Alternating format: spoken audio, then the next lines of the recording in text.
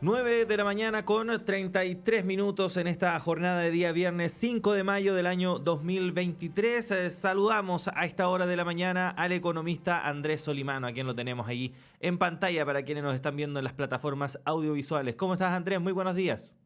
Sí, hola Claudio, buen día. ¿Qué tal por allá?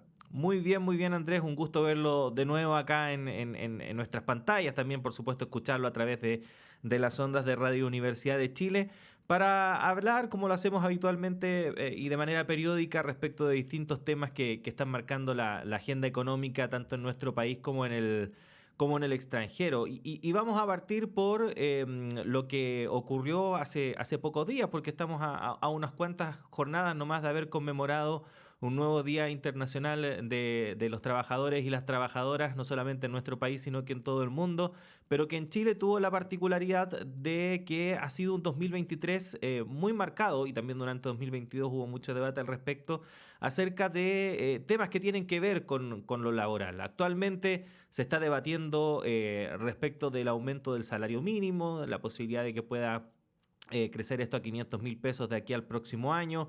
Se despachó ya la ley de 40 horas, que ya fue incluso publicado en el diario oficial, es una realidad. Y el propio presidente de la República, Gabriel Boric, dijo hace pocos días que una de las áreas donde más avances se habían logrado durante su administración había sido en materia laboral. Hay quienes ponen en duda, ¿cierto?, esa afirmación. ¿Qué podríamos decir al respecto, Andrés?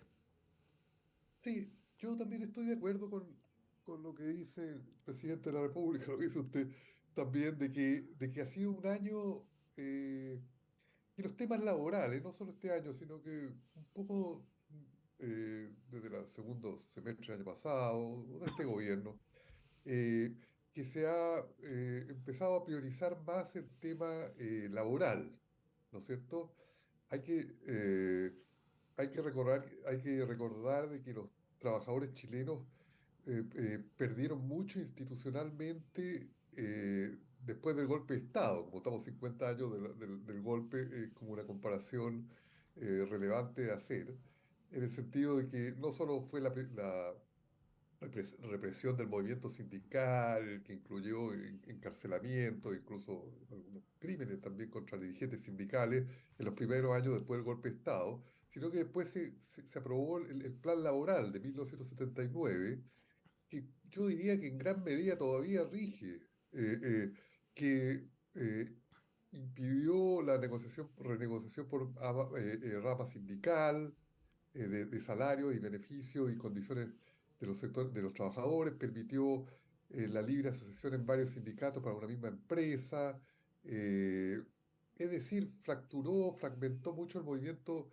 sindical y la capacidad de negociación de los trabajadores.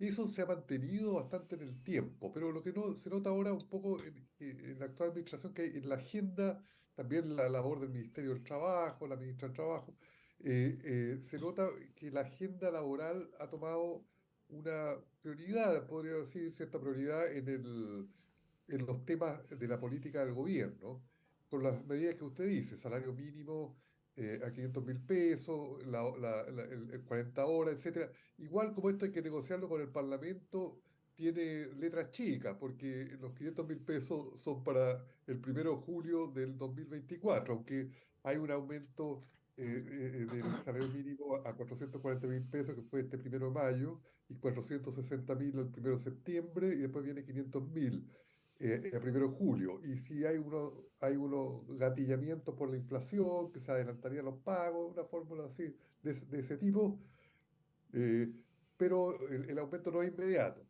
También las 40 horas entran en régimen completo el 2028.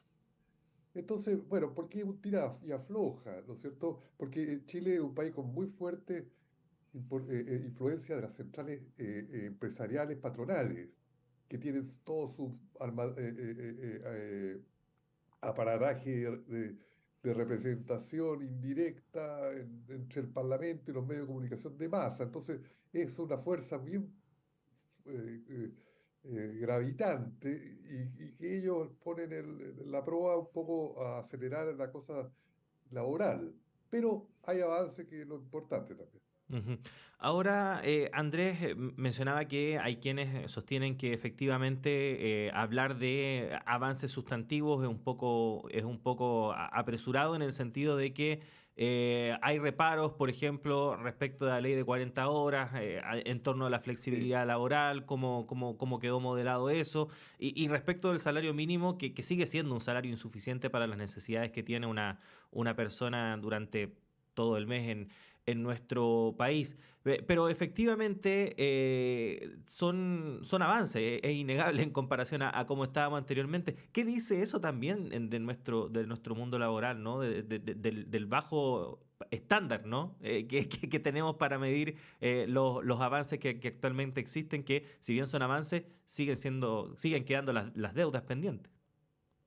sí, sí, no, yo estoy de acuerdo, un poco también lo que trataba de transmitir era eso, digamos, que son avances, pero con limitaciones, tramitados un poco en el tiempo, con otras medidas para compensar en el caso de las 40 horas, flexibilizaciones que son más pro a la empresa, favorecen más a la empresa que al trabajador, etcétera.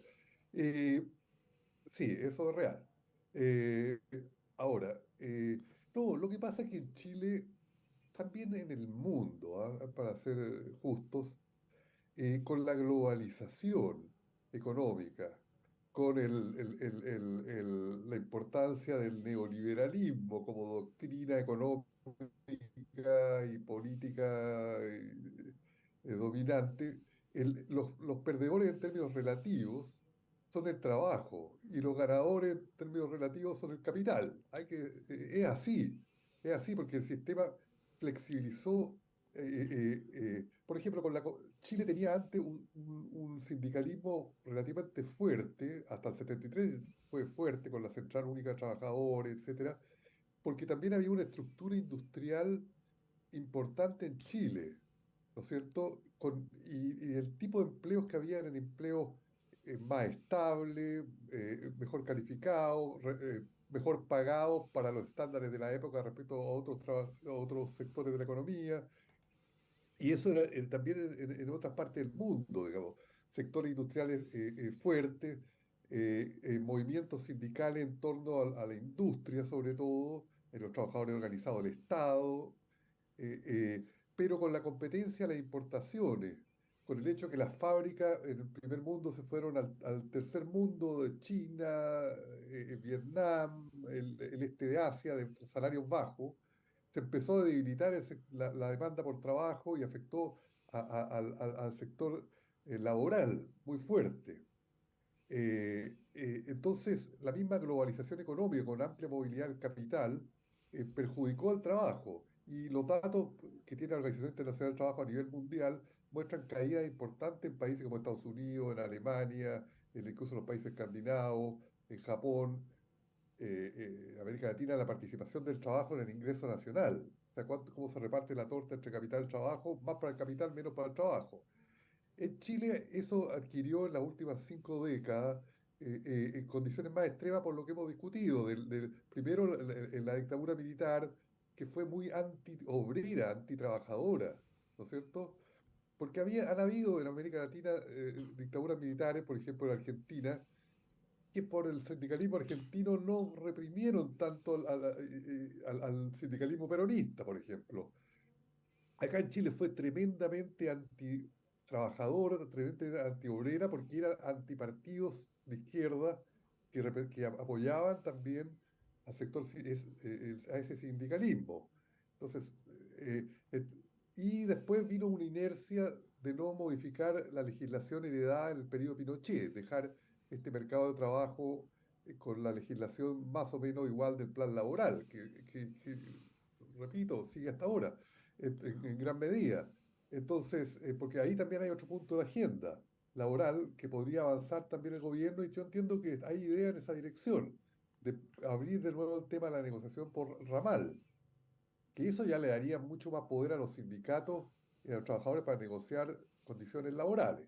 Ujú. Eh, entonces, yo diría, hay una tendencia global, mundial, por la internacionalización, por la globalización, las políticas económicas más pro capital, más las características chilenas. Sí. Y la otra parte de la medalla, el alto fortalecimiento de las centrales sindicales en Chile, que funcionan muy organizadamente, con muchos recursos, muy eficientemente. Entonces está un sindicalismo debilitado, pero con una CUT que yo la veo más recuperada, pero una CPC, Sociedad Nacional de Agricultura, SOFOFA, eso fuertísima. Ujú. Entonces, esa es la realidad como yo la veo, Claudio. Sí, y mencionando eso, tomando eso de base, Andrés, porque efectivamente usted mencionaba quizá el gran tema, ¿no?, que se viene próximamente en materia laboral en nuestro país, que es esta posibilidad de avanzar nuevamente en una negociación ramal. Lo adelantó el gobierno, probablemente a fin de año tengamos novedades, si es que no pasa algo que cambia el panorama, pero por lo menos así estaría planificado. Tomando en cuenta este escenario que usted describe, con un sindicalismo disminuido, agrupaciones gremiales, empresariales fortalecidas, todavía no sabemos cómo va a quedar el panorama político luego de la elección del domingo. ¿Cómo proyecta ese tema y ese debate, Andrés? Sí, va a ser un debate, bueno, primero es importante que ya el tema, que el gobierno salga con una propuesta, creo yo, que es importante una propuesta concreta de cómo poder restablecer o un poco avanzar hacia un restablecimiento de la negociación ramal.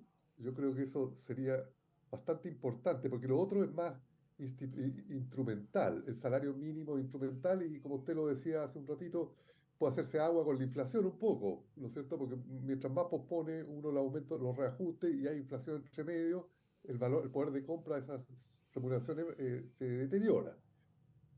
La otra cosa de las 40 horas, bueno, un avance, pero también con algunas luces y sombras. Pero sería más institucional el asunto de la negociación ramal. Claro, va a depender de esa fuerza, no sé cuál es va a ser la posición del probablemente adversa en contra de las centrales empresariales patronales, eh, y con todo su andamiaje, pero hay que ver qué pasa y también los resultados de esta elección del domingo y la política tan rarificada que hay en Chile, digamos, que va a afectar la capacidad de avanzar en la agenda de transformaciones sociales y económicas. Difícil hacer una predicción muy... Pero lo estructural a mi juicio es este poder muy desbalanceado entre gran capital y trabajo. Distintos son las pymes, esa es otra realidad, las pequeñas y medianas empresas. Pero las empresas grandes están muy organizadas, han tenido un poder extraordinariamente fuerte en las décadas recientes y están acostumbrados más o menos que ellos hacen el rayado a la cancha. Ujú. Y los trabajadores, esto es muy distinto de otros países, vemos lo que pasa en Francia, por ejemplo, con la discusión de la reforma previsional. Los sindicatos franceses salieron y movilizaron mucha gente en la calle porque son poderosos. También tiene sus cosas, pero también el sindicalismo argentino es muy diferente poco quizá el sindicalismo en los países nórdicos, Suecia, Noruega, Dinamarca, Finlandia, con modelo tripartito, que empresas, trabajadores, Estado. Alemania también. Hay otra realidad en el mundo. Los chilenos es un poco especial, de una fragmentación y una disminución tan grande de la capacidad del sector obrero, laboral, trabajador, asalariado. Y también cambió mucho la naturaleza del trabajo. Hoy día hay mucho teletrabajo, hay mucho eh, emprendimiento individual, hay ya las grandes concentraciones de trabajadores en empresas, bueno, existen con las grandes empresas del Estado y grandes empresas privadas, pero tienen varios sindicatos. Cambió mucho la estructura también económica. ¿Eh? Ujú. Bueno, sin duda alguna, un tema que nos va a acompañar durante todo este 2023. Andrés, vamos a estar revisándolo, por cierto, pero también queríamos aprovechar los minutos que nos quedan para hablar respecto de algunos temas a nivel internacional, que obviamente por los contextos en el cual vivimos actualmente en el mundo, uno siempre se pregunta si es que puede tener alguna repercusión acá, porque durante esta semana conocimos nuevamente un banco estadounidense, en este caso el First Republic Bank, que quebró definitivamente. que sería el segundo banco a nivel regional en los Estados Unidos que quiebra, luego del Silicon Valley Bank, que lo hemos hablado también acá en Radio Análisis, y abre una serie de interrogantes, ¿no? Respecto de qué está pasando con el negocio de la banca en Estados Unidos y en el mundo en general. ¿Qué podríamos decir al respecto, Andrés? Sí, la situación de los bancos está bien aparentemente complicada, o sea, objetivamente complicada, pero aparentemente hay más problemas de lo que, debajo de la superficie de lo que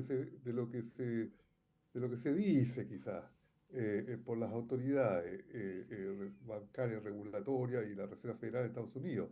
Sí, porque el mes de marzo Silicon Valley Bank, Signature Bank, ahora el First Republic Bank, que tiene 213 billones norteamericanos, 1.000 millones de dólares en activos, y que fue comprado por el JP Morgan, que es uno de los grandes bancos de Estados Unidos, de los más grandes, los 10 más grandes, eh, compró activos, los activos de este banco, que son sus bonos, sus valores y sus préstamos, su cartera de préstamos, en 10.000 millones de dólares, pero esos valen 185.000. O sea, es un gran negocio. Y también el FDIC, por la sigla en inglés, la Corporación de Seguros de Depósito Federal, que es estatal de Estados Unidos, le dio al JP Morgan 50.000 millones de dólares de préstamos, le abrió una línea de préstamos y se comprometió a absorber 80% de pérdida si es que los deudores del ex First Republic Bank no pagan sus deudas. O sea, un paquete totalmente favorable a JP Morgan. Y eso es lo que está pasando, Claudio, una gran concentración de la banca en los bancos grandes, que aumenta la concentración económica en Estados Unidos. Entonces, pero es lo que han estimado las autoridades de allá que pueden hacer. Lo otro sería intervenirlos, nacionalizarlos y después de un tiempo quizás revenderlos. Pero acá se ha preferido entregárselo a los grandes bancos que sí tienen más espalda y liquidez. Están apareciendo. Anoche estaba viendo que el PAC West, que está basado en Los Ángeles, California, y el Western Alliance, sus acciones han caído entre 30 y 50%. No han habido todavía corridas de depósito, pero hay que ver qué pasa hoy día, de esos bancos, pero sus acciones están cayendo fuertísimas y ya están hablando sus directorios que están revisando opciones estratégicas, básicamente que los compren otros bancos, probablemente grandes. No son, el PAC tiene 40.000 millones de dólares en activo y el Western 65. No son tan grandes como el First Republic, pero igual no son números menores. Ujú. Entonces están pasando muchas cosas. Hay que estar alerta porque cuando el sistema bancario es como una especie de como intermedia liquidez y los créditos, es como el corazón para hacer de los sistemas económicos, porque la circulación financiera pasa por los bancos. Entonces, si se detiene, si empiezan a caerse los bancos, es como un ataque cardíaco.